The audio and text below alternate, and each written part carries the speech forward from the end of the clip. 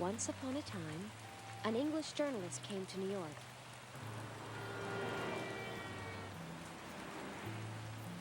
Elizabeth was attractive and bright, and right away she hooked up with one of the city's typically eligible bachelors.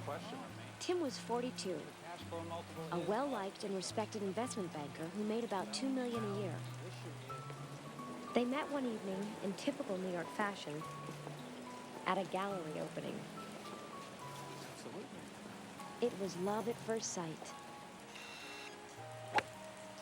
For 2 weeks, they snuggled, went to romantic restaurants. One warm spring day, he took her to a townhouse he saw in Sunday's New York Times.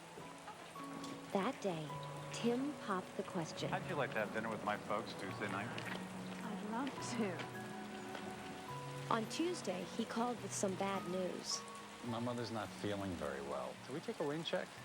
Of course. When she hadn't heard from him for 2 weeks, she called. Tim. He said he was up to his ears and that he'd call her the next day. I can understand. In England, looking at houses together would have meant something. Then I realized no one had told her about the end of love in Manhattan. Welcome to the age of uninnocence. No one has breakfast at Tiffany's, and no one has affairs to remember. Instead, we have breakfast at 7 a.m. and affairs we try to forget as quickly as possible. Self-protection and closing the deal are paramount. Cupid has flown the co-op. How the hell did we get into this mess? Thousands, maybe tens of thousands of women like this in the city. We all know them, and we all agree they're great. They travel, they pay taxes, they'll spend $400 on a pair of Manolo Blahnik strappy sandals, and they're alone. Another 30-something birthday with a group of unmarried female friends. We would all have preferred a nice celebratory conference call. Samantha Jones was a New York inspiration. A public relations executive, she routinely slept with good-looking guys in their 20s. Was it true? Were women in New York really giving up on love and throttling up on power? It's straight love that's become closeted.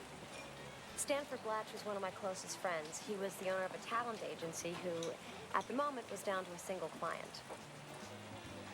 It was Kurt Harrington, a mistake I made when I was 26, and 29, and 31. Carrie. Carrie. It was true. I no longer felt a thing for Kurt.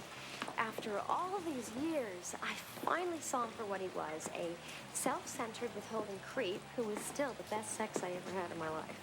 However, I did have a little experimental mind. It's just like I remembered. Yes. Better. Oh. Because this time, there would be none of that messy emotional attachment.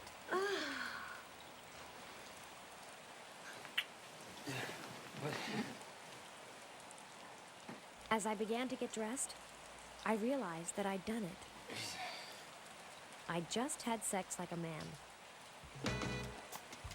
I left feeling powerful, potent, and incredibly alive. I felt like I owned the city. Nothing and no one could get in my way.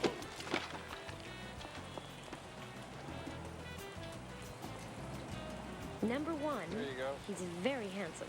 Number two, he's not wearing a wedding ring. Number three, he knows I carry a personal supply of ultra-textured Trojans with a reservoir tip. Thanks a lot. Anytime.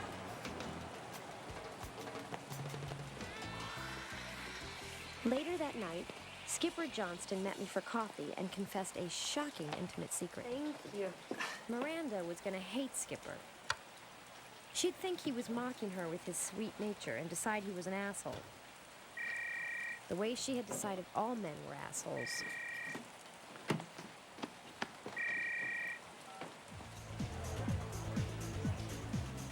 Friday night at Chaos. It was just like that bar in Cheers where everybody knows your name. Except here, they were likely to forget it 5 minutes later. Still, it was the creme de la creme of New York, whipped into a frenzy. Sometimes you got a souffle. Sometimes cottage cheese. I didn't understand.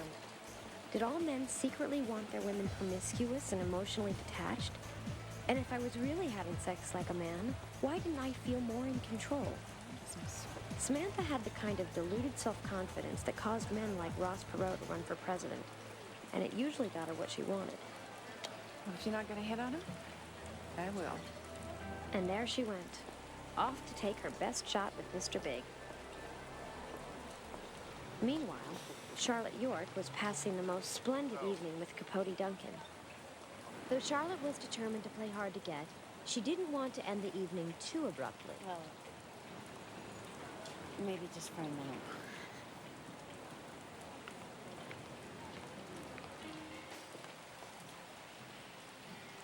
Charlotte told me later that she thought she had played the entire evening flawlessly.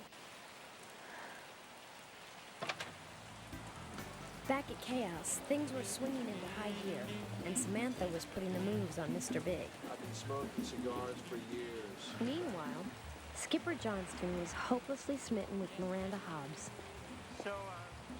Miranda told me later that she thought he was too nice, but that she was willing to overlook one flaw. And Capote Duncan found his fix for the night.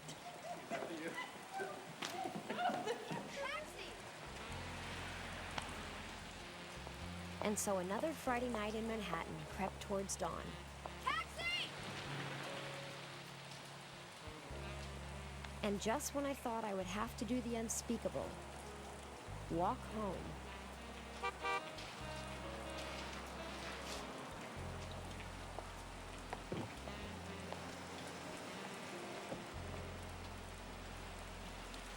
Well, get in for Christ's sakes.